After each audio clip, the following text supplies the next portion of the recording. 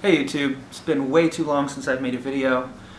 I recently been seeing a lot of a characterization on the internet of Christianity. And I know I've said before I'm not per se a Christian.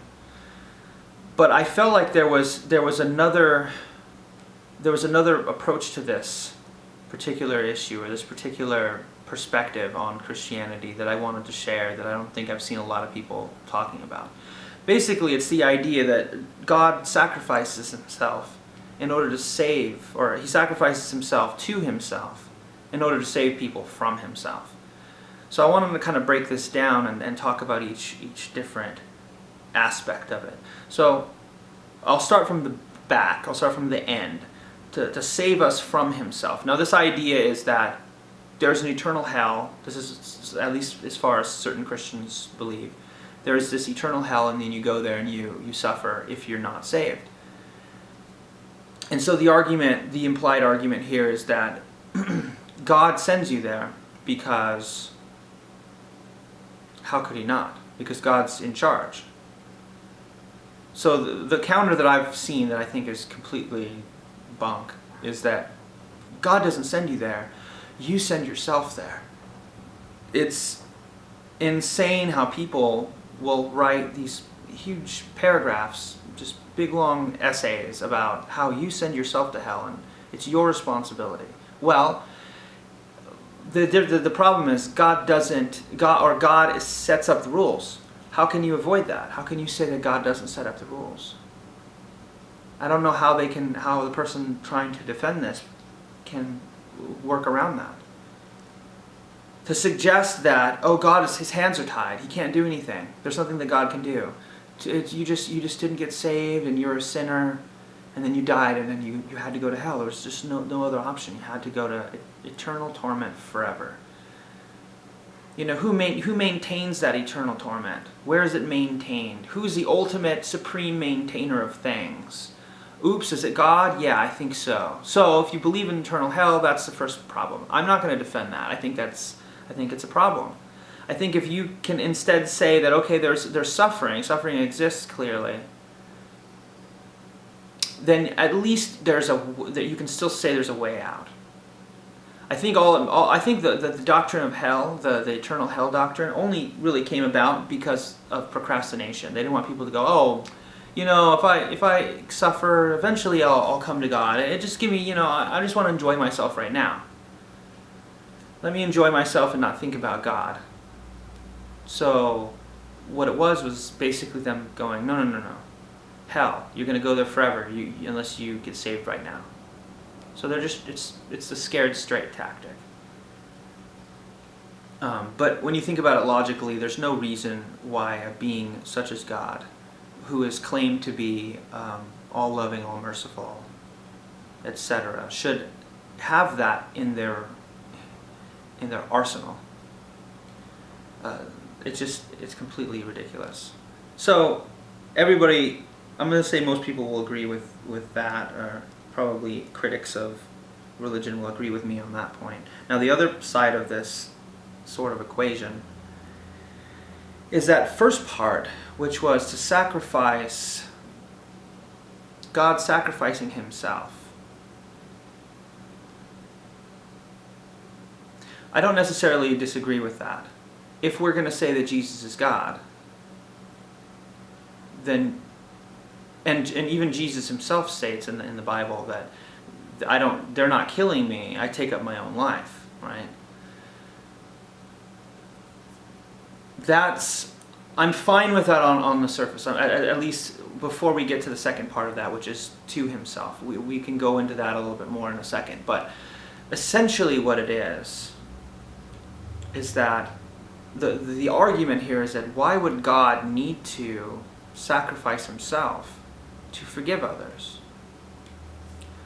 Why couldn't God just skip that part and forgive others? And I think really what it comes down to is Jewish prophecy. It really just boils down to Jewish prophecy. There's this idea that in order to be the Messiah, you have to fulfill certain criteria. Now let's say, I'll go ahead and go with that, because they got to be consistent. It's just a matter of consistency.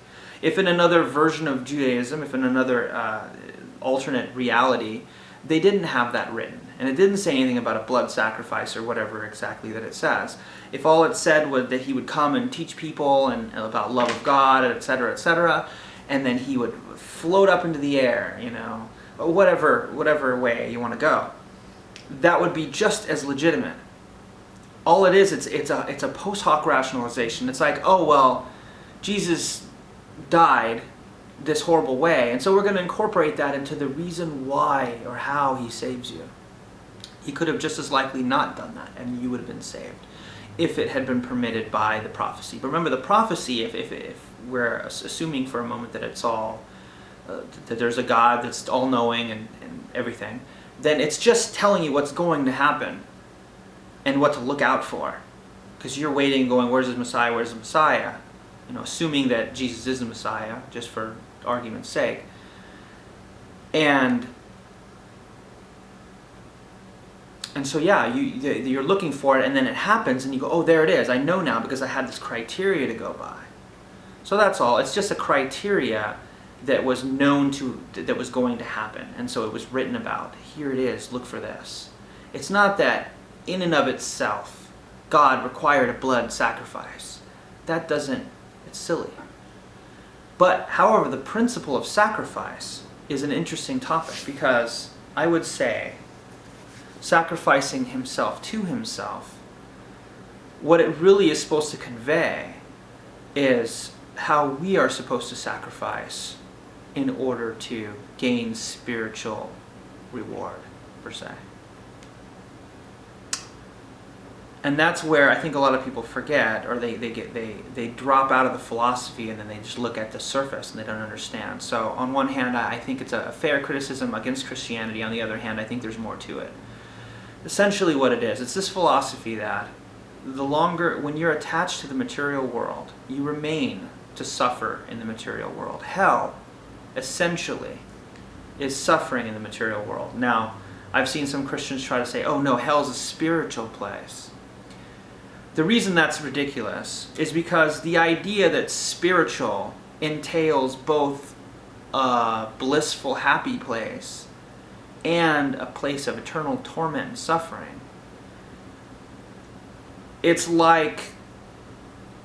equivalent philosophically to coming to the point of saying that there's a supreme being, there's God, and then going, oh, but that God has a God. And then that God's God has a God too. Once you've started doing that, you're no longer on the level of trying to talk about or conceive or discuss the absolute. You're talking about relativity still. You haven't pierced the outer sphere of relativity. That's the problem. So it's the same thing. When you say that there's a duality, we already know there's duality in the relative world. Relative world means duality. That's what it means.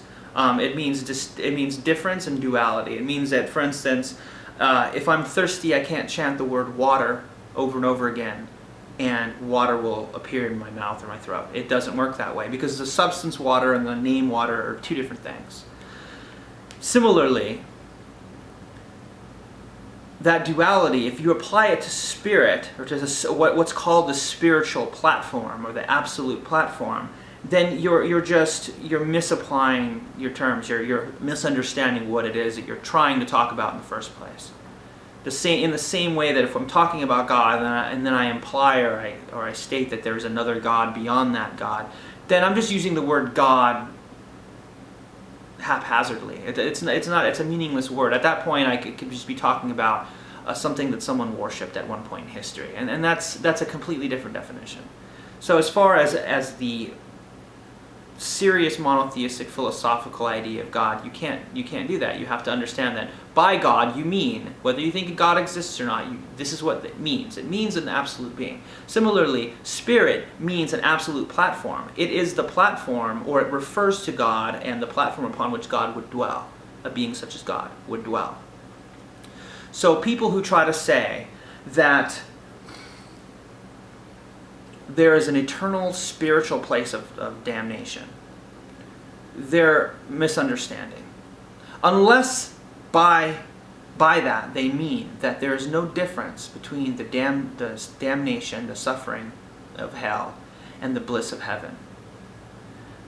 That would be the only way that that would work philosophically. Unless they say that, unless they say that there is no difference, that they're the same thing, then I suppose we would need to go and explain what that even means. But as long as they try to say that there's this completely disparate duality, it's just absurd. So we're going to just reject that idea based on that logic. So what it comes down to as far as sacrifice is that it's about giving up your worldly attachment in order to gain spiritual insight and spiritual reward. That's what it boils down to. Jesus just embodied that to a great extent, to arguably the greatest extent. And yeah, that's really what it boils down to. I don't know if there's much more to say about it. I want to actually further the dialogue with everyone, other Christians, atheists, anybody out there that has something to say or argue against some of my points. I'm sure that I could clarify a lot of what I've said. Like all my videos, I do this unscripted. I'm just doing it off my head. So yeah, I guess I'll just go ahead and cut this out, and we'll talk about this soon.